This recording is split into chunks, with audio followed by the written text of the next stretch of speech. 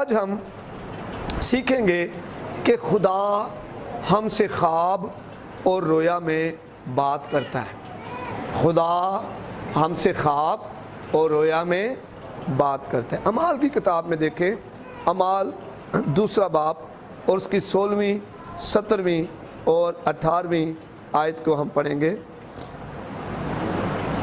اعمال 2 باب 16ویں 17ویں 18ویں آیت، بلکہ یہ وہ بات ہے جو یوئیل نبی کی معرفت کہی گئی کہ خدا فرماتا ہے آخری دنوں میں ایسا ہوگا کہ میں اپنے روح میں سے ہر بشر پر ڈالوں گا، اور تمہارے بیٹے اور تمہاری بیٹیاں نبوت کریں گی، اور تمہارے جوان رویا اور تمہارے بوڑھے خواب دیکھیں گے۔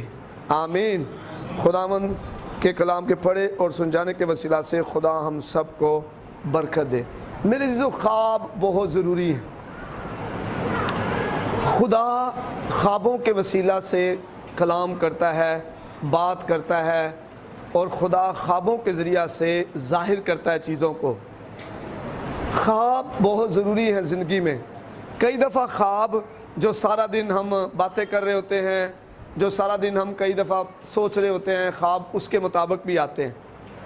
کئی دفعہ خواب جو ہماری پریشانیاں ان کے مطابق بھی آتے ہیں، اور کئی دفعہ خواب جو ہے جس بات کے لیے ہم دعا کر رہے ہوتے ہیں، خدا خواب کے ذریعے سے اس بات کا ہمیں جواب دے رہا ہوتا ہے، بات کر رہا ہوتا ہے۔ کئی دفعہ خدا ہم سے کلام کرنے کے لیے، مستقبل کا کلام کرنے کے لیے خدا ہم سے خواب کے ذریعے سے بات کرتا ہے۔ ابلیس بھی خواب سے بات کرتا ہے، بتا دوں میں آپ کو، لیکن اس کا خواب ابتری والا خواب ہوگا، آپ کے لیے تباہی والا خواب ہوگا، اور آپ کو برباد کرنے کا خواب ہوگا۔ مجھے یاد ہے، مجھے ایک بہن میرے پاس آئی سنڈے سروس کے بعد، اور مجھے کہنے لگی بھائی صاحب رات کو مجھے خواب آیا ہے کہ میری جو فلاں جو رشتہ دار ہے، اس رشتہ دار نے مجھے چائے کا ایک کپ دیا ہے، اور اس میں مہلتی تویز ڈالے ہوئے ہیں، اور خواب میں نے وہ پی لیا ہے۔ اور میں بہن کو منع کروں، میں کہ بہن آپ اس خواب پر یقین نہ کرو، یسوع مسیح کے نام سے آپ اس خواب کو اور اس کے اثر کو رد کرو۔ لیکن وہ بہن مسلسل جو اس کا یقین کر رہی ہے، اس کو مان رہی ہے، اور کہہ رہی ہے کہ یہ میرے ساتھ ہوا ہے۔ بھائی صاحب میں کیسے آپ کی بات مان جاؤں، میں نے خود خواب میں دیکھا ہے، میں بھی دعا کرنے والی خاتون ہوں۔ میں آپ کو بتانا چاہتا ہوں، خواب میں جب آپ پر کچھ چیزیں ظاہر کی جائیں تو اس کا رد عمل آپ کا کیا ہوگا، یہ بہت ضروری ہے۔ کچھ لوگ جب انہیں خواب آتا ہے تو وہ ہاتھ پر ہاتھ دھرے بیٹھے رہتے ہیں۔ اب یہ جو خواب تھا، یہ اس کو ماننے والا خواب نہیں تھا، یہ ماننے والا خواب تھا، یہ قبول کرنے والا خواب نہیں ہے۔ جب آپ خواب میں اپنے بچوں کو برباد ہوتے دیکھیں، جب آپ خواب میں اپنے کاروبار کو اجڑتے دیکھیں، جب خواب میں آپ اپنے آپ کو مرتا دیکھیں، جب خواب میں آپ کے پیچھے ابلیس جانور جو ہیں وہ لگے ہوئے ہیں، یہ ماننے والے خواب نہیں ہیں۔ بلکہ ان خوابوں کو جب آپ نے دیکھا ہے تو پھر صبح اٹھتے ہی اگر آپ کو یہ خواب یاد ہیں تو یسوع مسیح کے نام سے ان خوابوں کو آپ نے رد کرنا ہے، ان کے اثر کو کینسل کرنا ہے، ان کا ڈینائی کرنا ہے، انکار کرنا ہے، کہنا ہے کہ میں اس خواب کو نہیں مانتا، یسوع کے نام سے میں اس کو کینسل کرتا ہوں۔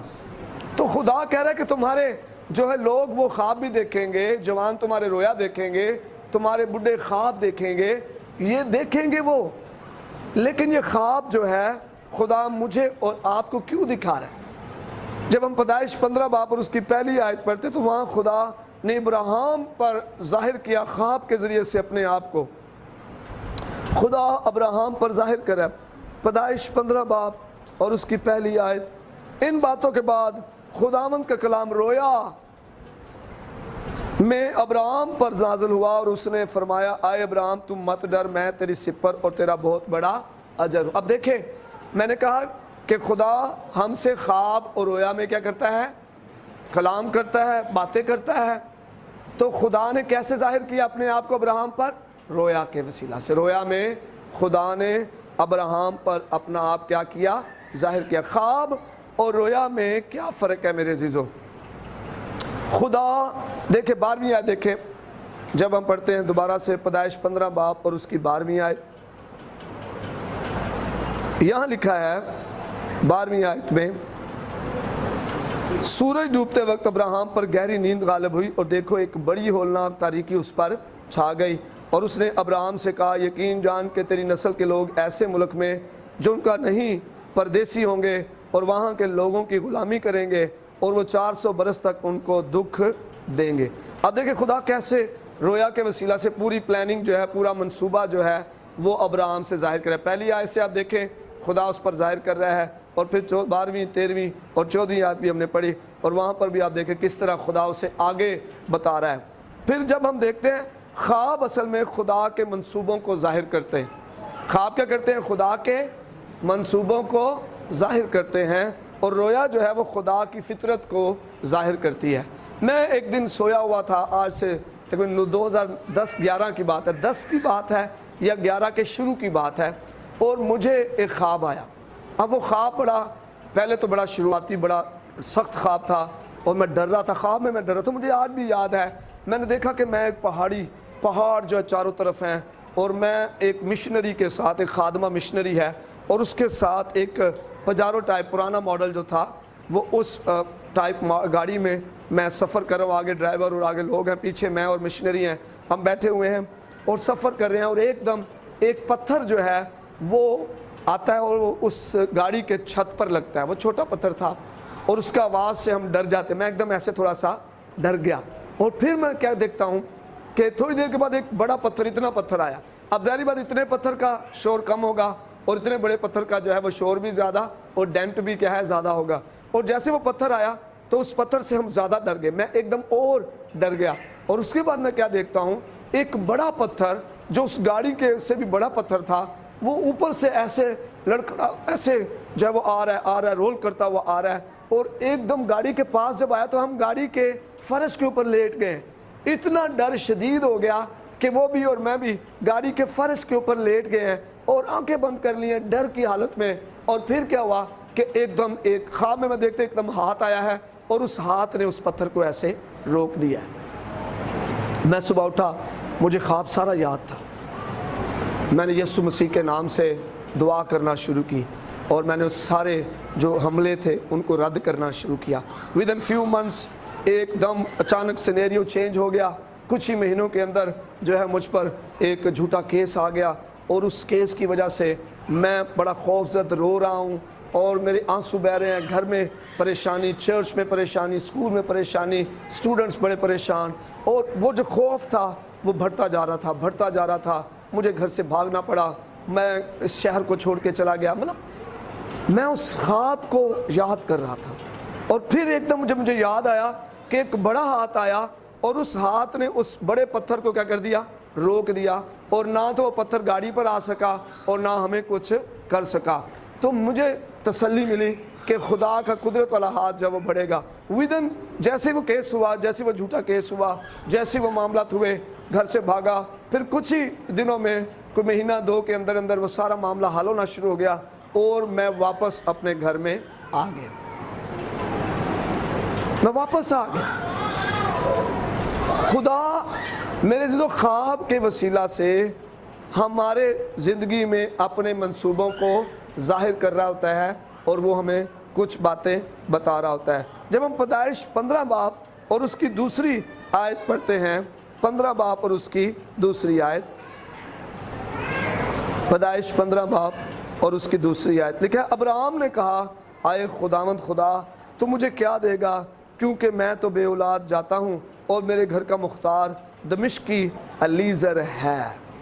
اب ذرا غور کریں، رویا میں آپ خدا سے بات چیت کر سکتے ہیں، رویا میں آپ خدا سے بات چیت کر سکتے ہیں، رویا میں خدا اپنی فطرت کو آپ پر ظاہر کرتا ہے، آپ اس سے بات چیت کر سکتے ہیں رویا میں۔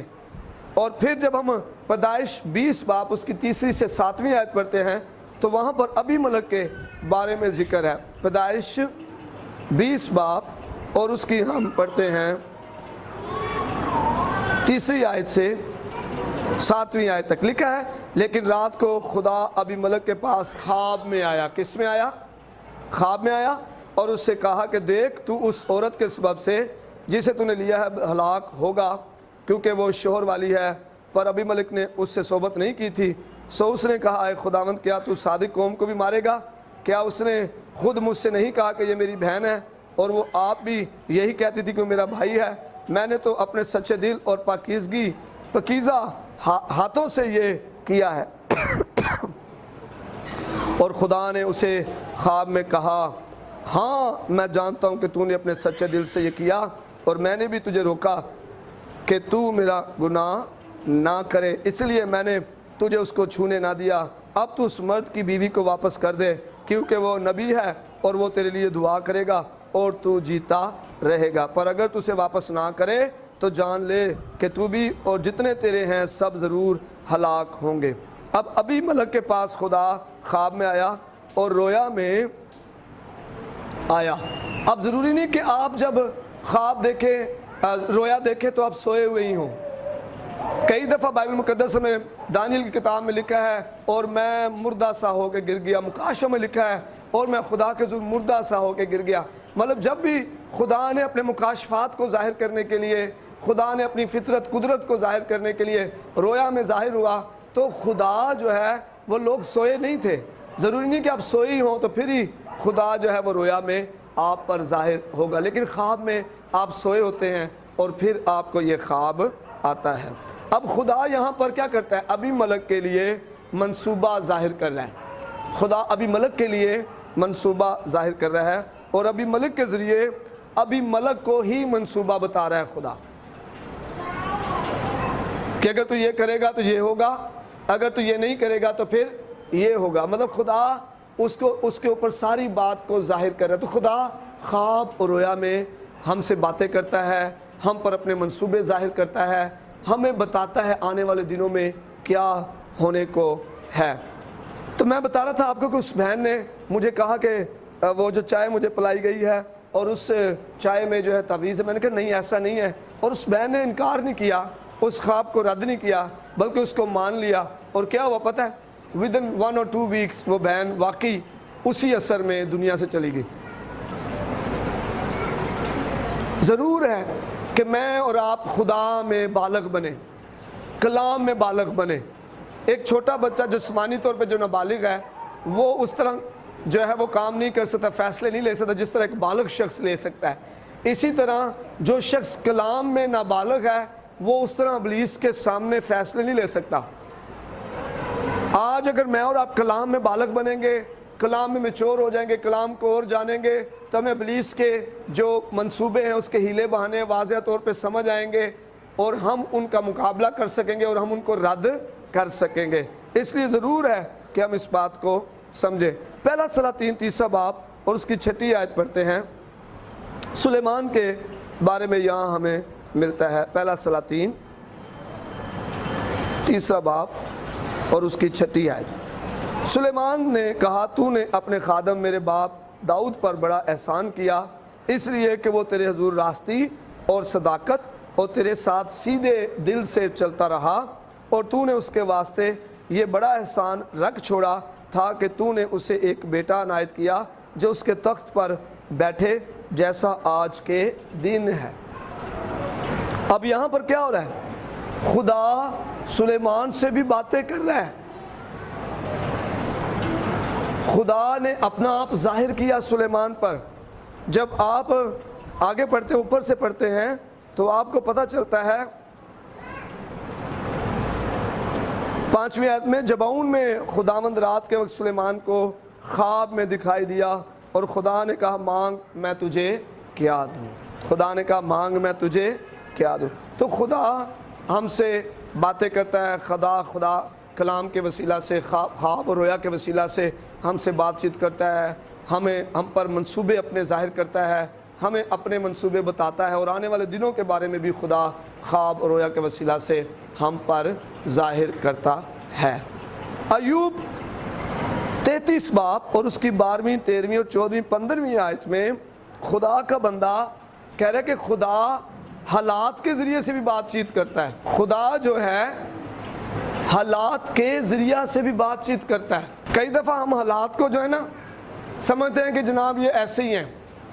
جب آپ کے حالات سخت ترین ہونا شروع ہو جائیں، جب آپ کے گھر سے بیماری نہ جاری ہو، جب بستر پہ آپ پڑ جائیں، تو اس بات کو سمجھیں کہ خدا بات کرنا چاہ رہا ہے۔ پڑھیں ذرا ایوب 33 باب اور اس کی ہم اس کی 12ویں 13ویں اور 14ویں آیت کو ہم دیکھتے ہیں۔